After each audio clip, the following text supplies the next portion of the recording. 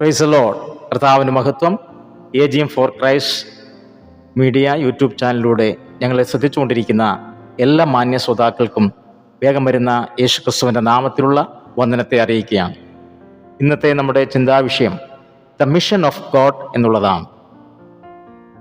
ലൂക്കോസ് സുവിശേഷം 4-ാം അധ്യായം 16 മുതൽ 19 വരെയുള്ള വാക്യങ്ങൾ വായിക്കുന്നു.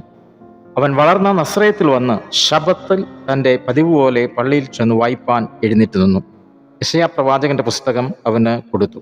അവൻ പുസ്തകം വിടർത്തി, ദരിദ്രന്മാരോട് സുവിശേഷം അറിയിപ്പാൻ കർത്താവ് എന്നെ അഭിഷേകം ചെയ്യുകയാൽ അവൻ്റെ ആത്മാവ് എൻ്റെ മേലുണ്ട്.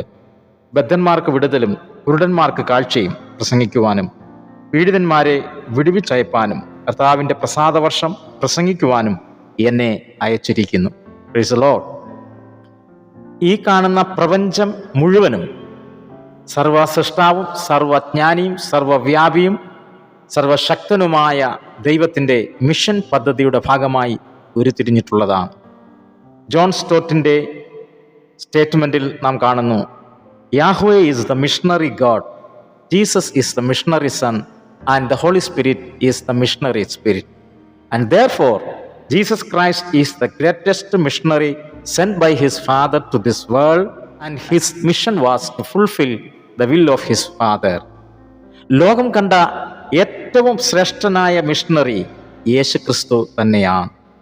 മിഷൻ എന്ന ഇംഗ്ലീഷ് പദം ലാറ്റിൻ ഭാഷയിൽ നിന്നും വന്നിട്ടുള്ളതാണ്. മിഷിയോ അഥവാ മിറ്റോ എന്ന ലാറ്റിൻ പദത്തിൽ നിന്നുമാണ് ഇംഗ്ലീഷ് പദമായ മിഷൻ വന്നിട്ടുള്ളത്. അതിൻ്റെ ഗ്രീക്ക് പദം അപ്പോസ്റ്റലോ അല്ലെങ്കിൽ പെംപോ എന്നും കാണുന്നു. ഹീബ്രു പദമാകട്ടെ ഷാലാക് എന്നും നാം കാണുന്നു. ഇതിൻ്റെ എല്ലാം അർത്ഥം ടു സെൻഡ്, അയക്കുക, അയക്കപ്പെടുക എന്നുള്ളതാണ്. ഇവിടെ യെശയ്യാവിൻ്റെ പുസ്തകം തന്നെക്കുറിച്ച് തന്നെ എഴുതിയ പുസ്തകം വിടർത്തി വായിക്കുമ്പോൾ പിതാവായ ദൈവം തന്നെ ഭൂമിയിലേക്ക് അയച്ചിരിക്കുന്നു, ബദ്ധന്മാർക്ക് വിടുതലും കുരുടന്മാർക്ക് കാഴ്ച കൊടുക്കുവാനും ദൈവത്തിൻ്റെ പ്രസാദവർഷം പ്രസംഗിക്കുവാനുമായി യഹോവയായ ദൈവം എന്നെ അഭിഷേകം ചെയ്ത് ഈ ഭൂമിയിലേക്ക് അയച്ചിരിക്കുന്നു എന്നുള്ള ഭാഗമാണ് യേശുക്രിസ്തു വായിക്കുന്നത്. മിഷൻ എന്ന ഇംഗ്ലീഷ് പദം വിശുദ്ധ ബൈബിളിൽ ഒറ്റ ഭാഗത്ത് മാത്രമാണ് നമ്മൾ കാണുന്നത്. NIV വേർഷനിൽ നമ്മൾ 1 ശമൂവേൽ 15-18 മുതൽ 20 വരെ വായിക്കുമ്പോൾ മിഷൻ എന്ന പദമാണ് അവിടെ നമുക്ക് കാണുവാൻ കഴിയുന്നത്. ബാക്കിയുള്ള എല്ലാ ഭാഗത്തും മിഷൻ എന്ന പദത്തിന് സെൻഡ്, അയച്ചു, അയക്കപ്പെട്ടു, അയക്കപ്പെടുക എന്നുള്ള ഭാഗം മാത്രമാണ് നമ്മൾ കാണുന്നത്. Praise the lord. ഒന്നാമതായി മിഷൻ പദ്ധതിയിൽ കാണുന്നത് ദൈവത്തിൻ്റെ സൃഷ്ടിപ്പ് എന്നുള്ളതാണ്. Creation is the first part of the mission of God. എബ്രയർ 13:3 നാം കാണുന്നു, ഈ കാണുന്ന ലോകത്തിന് ദൃശ്യമായതല്ല കാരണം എന്ന് വരുമാറ് ലോകം ദൈവത്തിൻ്റെ വചനത്താൽ നിർമ്മിക്കപ്പെട്ടു എന്ന് നാം വിശ്വാസത്താൽ അറിയുന്നു. അനന്തകോടി വിസ്തൃതമായി കിടക്കുന്ന ഈ ബ്രഹ്മാണ്ഡ ഘടകത്തെ മുഴുവനും സൃഷ്ടിച്ച സർവശക്തനായ ദൈവം തൻ്റെ വചനത്താൽ, തൻ്റെ വാക്കുകളാൽ ഇതെല്ലാം സൃഷ്ടിച്ചു എന്ന് വിശ്വാസത്താൽ മാത്രമേ നമുക്ക് മനസ്സിലാക്കുവാൻ കഴിയുകയുള്ളൂ. മാനുഷിക ബുദ്ധിയിലോ മനുഷ്യൻ്റെ സെർച്ചിങ്ങിലോ ഒരിക്കലും ദൈവത്തെ അളക്കുവാനോ ദൈവത്തിൻ്റെ മഹത്വത്തെ നമുക്ക് മനസ്സിലാക്കുവാനോ ഒരിക്കലും കഴിയുകയില്ല. എല്ലാം വിശ്വാസത്താലാണ് നമ്മൾ അറിയുന്നത്. സങ്കീർത്തനം 24:1 നമ്മൾ വായിക്കുന്നു, ഭൂമിയും അതിൻ്റെ പൂർണ്ണതയും ഭൂതലവും അതിൻ്റെ നിവാസികളും യഹോവയ്ക്കുള്ളതാകും. യെശയ്യാവ് 45:18 അവൻ ഭൂമിയെ നിർമ്മിച്ചുണ്ടാക്കി അതിനെ ഉറപ്പിച്ചു, വ്യർത്ഥമായിട്ടല്ല പാർപ്പിനത്രേ അവൻ അതിനെ സൃഷ്ടിച്ചത്. Price the Lord. യെശയ്യാവ് 40:26 വായിക്കുന്നു, നിങ്ങൾ കണ്ണ് മേലോട്ടുയർത്തി നോക്കുവീൻ, ഇവയെ സൃഷ്ടിച്ചതാർ. 40:28 വാക്യത്തിൽ കാണുന്നു, യാക്കോബേ നിനക്കറിഞ്ഞുകൂടെ, നീ കേട്ടിട്ടില്ലയോ, യഹോവ നിത്യദൈവം, ഭൂമിയുടെ അറുതികളെ സൃഷ്ടിച്ച ദൈവം. Price the Lord. ദൈവത്തിന് മഹത്വം. 31:1 തന്നെ വിശുദ്ധ ബൈബിൾ തുറക്കുമ്പോൾ തന്നെ കാണുന്ന ഭാഗം, ആദിയിൽ ദൈവം ആകാശവും ഭൂമിയും സൃഷ്ടിച്ചു. 1:2 കാണുന്നു, ദൈവത്തിൻ്റെ ആത്മാവ് വെള്ളത്തിന്മീതെ പരിവർത്തിച്ചു കൊണ്ടിരുന്നു. യോഹന്നാന്റെ സുവിശേഷം 1:3 നമ്മൾ വായിക്കുന്നു, സകലവും അവൻ മുഖാന്തരവും സൃഷ്ടിക്കപ്പെട്ടു. സകലവും യേശുക്രിസ്തു മുഖാന്തരം സൃഷ്ടിക്കപ്പെട്ടു. എബ്രായർ 1:2 വായിക്കുന്നു, അവനെ താൻ സകലത്തിനും അവകാശിയാക്കി വെച്ചു, അവൻ മുഖാന്തരം ലോകത്തെയും ഉണ്ടാക്കി. Price the Lord. അപ്പോൾ ഈ സൃഷ്ടിപ്പിൽ നമ്മൾ കാണുന്ന ഒരു പ്രത്യേകത, സൃഷ്ടിപ്പിൽ നമ്മൾ കാണുന്നു ട്രൈയൂൺ ഗോഡ്. ആദിയിൽ ദൈവം ആകാശത്തെയും ഭൂമിയും ഉണ്ടാക്കി. ദൈവത്തിന്റെ ആത്മാവ് വെള്ളത്തിന്മീതെ പരിവർത്തിച്ചു കൊണ്ടിരുന്നു. സകലതും അവൻ മുഖാന്തരവും അവനായിട്ടും ഉളവായി. Praise the lord. ഇപ്പൊ യേശുക്രിസ്തു മുഖാന്തരം സകലതും ഉളവായി എന്ന് കാണുന്നു. ആ സൃഷ്ടിപ്പിൽ തന്നെ നമ്മൾ ട്രൈയൂൺ ഗോഡിനെ നമുക്ക് മനസ്സിലാക്കുവാൻ കഴിയും. So creation was the triune God, means 3 in 1. Price the Lord.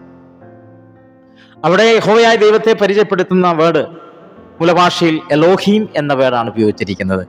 അത് ഒരിക്കലും ഏകവചനമല്ല, സിംഗുലർ അല്ല, അത് പ്ലൂറലായിട്ടാണ് ദൈവത്തെ നമുക്ക് അവിടെ കാണുവാൻ കഴിയുന്നത്.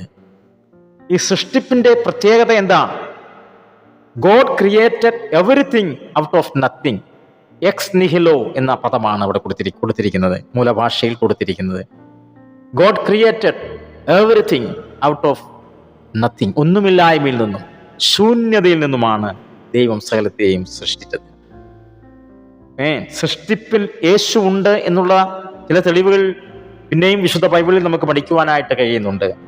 യോഹന്നാന്റെ സുവിശേഷം 17:5 യേശുക്രിസ്തു ആ 17-ാം അധ്യായത്തിൽ പ്രാർത്ഥിക്കുമ്പോൾ 15-ാം വാക്യത്തിൽ, പിതാവേ, ലോകം ഉണ്ടാകുന്നതിന് മുമ്പേ എനിക്ക് നിന്റെ അടുക്കൽ ഉണ്ടായിരുന്ന മഹത്വത്തിൽ എന്നെ മഹത്വപ്പെടുത്തണമേ എന്ന് കർത്താവായ യേശുക്രിസ്തു പ്രാർത്ഥിക്കുന്നു. യോഹന്നാന്റെ സുവിശേഷം തന്നെ 7:58 യേശു ദേവാലയത്തിൽ ഇരുന്ന് പുരോഹിതന്മാരും സദൂക്യരും സകലരുമായി സംഭാഷിക്കുമ്പോൾ അവർ പറയുന്നു, ഞങ്ങൾക്ക് അബ്രഹാം പിതാവായിട്ടുണ്ട്, മോശ മുതലായ പ്രവാചകന്മാരുണ്ട്, അവരെല്ലാം ഞങ്ങളുടെ പിതാക്കന്മാരാണ് എന്ന് സംഭാഷിക്കുമ്പോൾ കർത്താവ് പറയുന്നു, ആമേൻ ആമേൻ, ഞാൻ നിങ്ങളോട് പറയുന്നു, അബ്രഹാം ജനിക്കുന്നതിന് മുമ്പേ ഞാനുണ്ട്.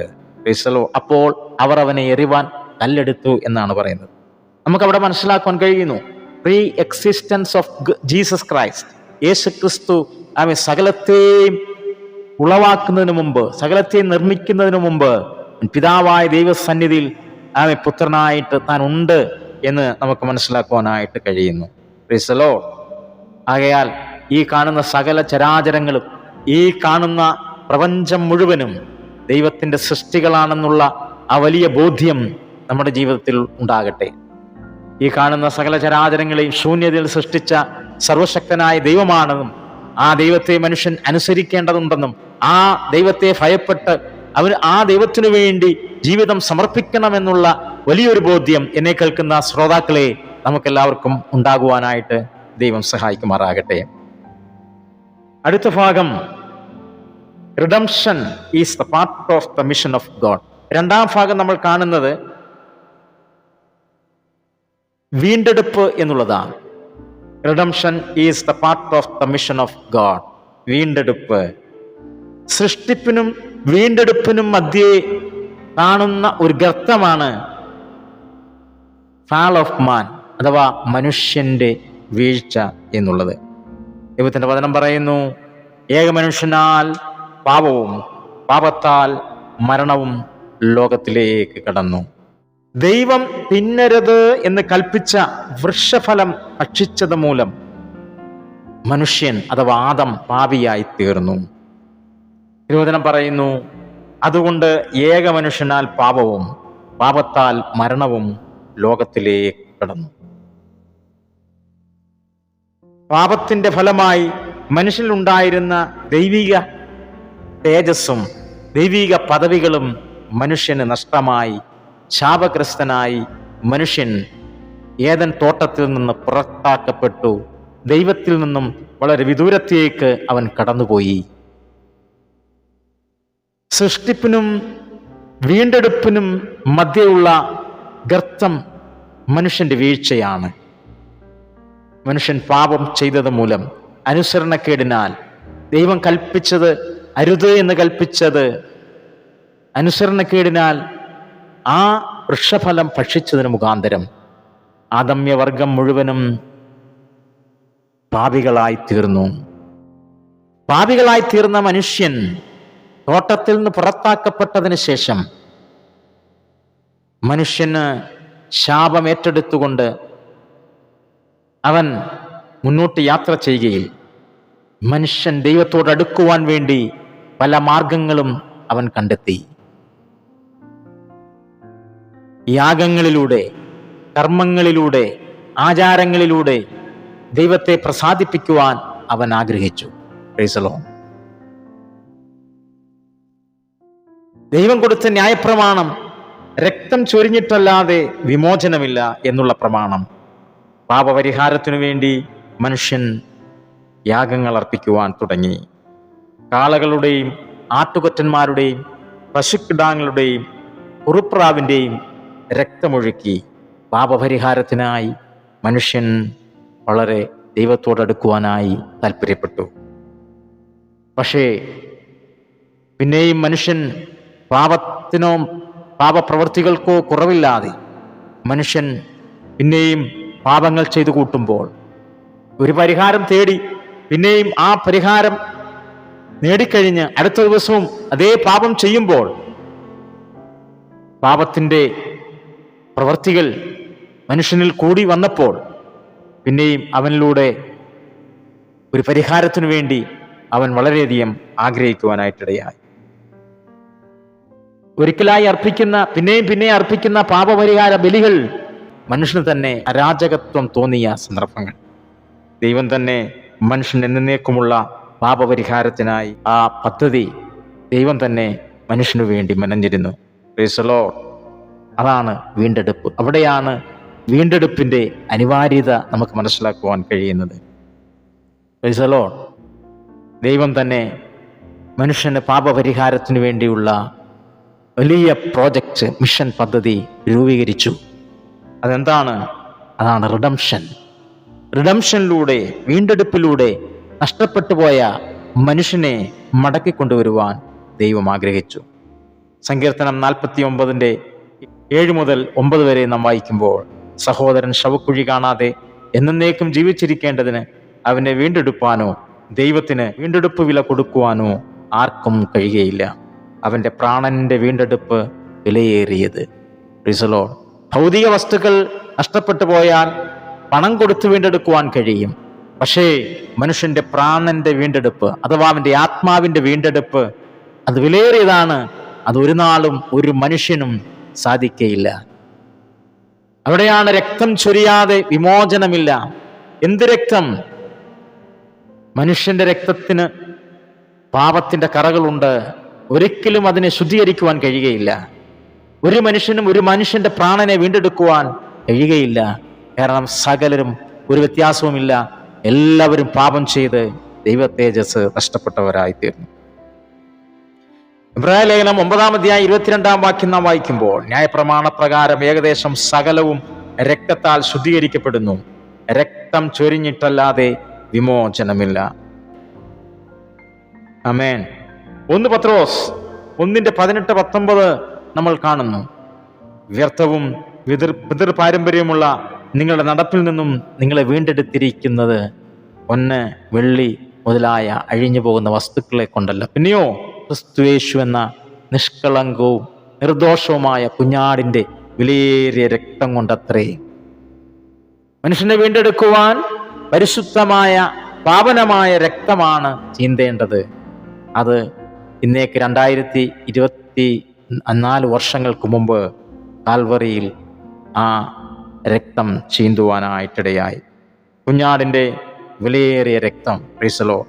ലേവ്യ പുസ്തകം 17:11 നാം കാണുന്നു, മാംസത്തിന്റെ ജീവൻ രക്തത്തിലല്ലോ, രക്തമല്ലോ ജീവൻ മൂലമായി പ്രായശ്ചിത്തം ആകുന്നത്. അതുകൊണ്ട് ആമേൻ, രക്തം മൂലം ഒരു വീണ്ടെടുപ്പ്. Price the Lord. അത് കാൽവറി ക്രൂശിയിൽ ആമേ നമുക്ക് കാണുവാൻ കഴിയുന്നു. മാനവരാശിയുടെ പാപത്തിൻ്റെ പരിഹാരത്തിനു വേണ്ടി നഷ്ടപ്പെട്ടു പോയ മനുഷ്യനെ, ആത്മീയമായി തകർന്നുപോയ മനുഷ്യനെ വീണ്ടെടുക്കുവാൻ വേണ്ടി കർത്താവായ യേശു ക്രിസ്തുവിന്റെ രക്തം കാൽവറി ക്രൂശിൽ യാഗമാക്കി തീർത്തു. Price the Lord. അതത്രേ റിഡംഷൻ. രക്തം കൊണ്ട് വിലയ്ക്ക് വാങ്ങി. അതുകൊണ്ട് നമ്മെ വീണ്ടെടുത്തിരിക്കുന്നത് പൊന്ന്, വെള്ളി മുതലായ അഴിഞ്ഞു പോകുന്ന വസ്തുക്കളെ കൊണ്ടല്ല, ക്രിസ്തു എന്ന നിർദോഷവും നിഷ്കളങ്കവുമായ കുഞ്ഞാടിന്റെ വിലയേറിയ രക്തം കൊണ്ടത്രേ.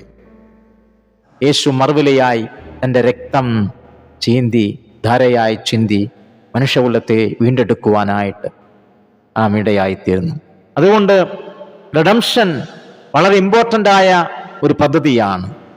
മിഷനിൽ നാം കാണുന്ന രണ്ടാമത്തെ ഇമ്പോർട്ടൻ്റ് ആയ പദ്ധതിയാണ്. പദ്ധതി എത്രേ? റിഡംഷൻ. കർത്താവായ യേശു ക്രിസ്തു മാനവജാതിയെ മുഴുവനുമായി വീണ്ടെടുത്തു. ഈ വീണ്ടെടുപ്പ് വില ഒരിക്കലും ഒരു മനുഷ്യനും മതിക്കാവുന്നതല്ല. Price the Lord. ഈ വീണ്ടെടുത്ത മനുഷ്യനെ നിത്യതയിലേക്ക് കൊണ്ടെത്തിക്കുവാൻ കർത്താവായ യേശു ക്രിസ്തു മൂലം ആ നിത്യതയിലെത്തുവാൻ നിങ്ങളെ ഓരോരുത്തരെയും ആഹ്വാനം ചെയ്തുകൊണ്ട് വാക്കുകൾ നിർത്തുന്നു. ദൈവം നമ്മെ അനുഗ്രഹിക്കട്ടെ. അടുത്ത എപ്പിസോഡുമായി നമുക്ക് വീണ്ടും കാണാം. God bless you.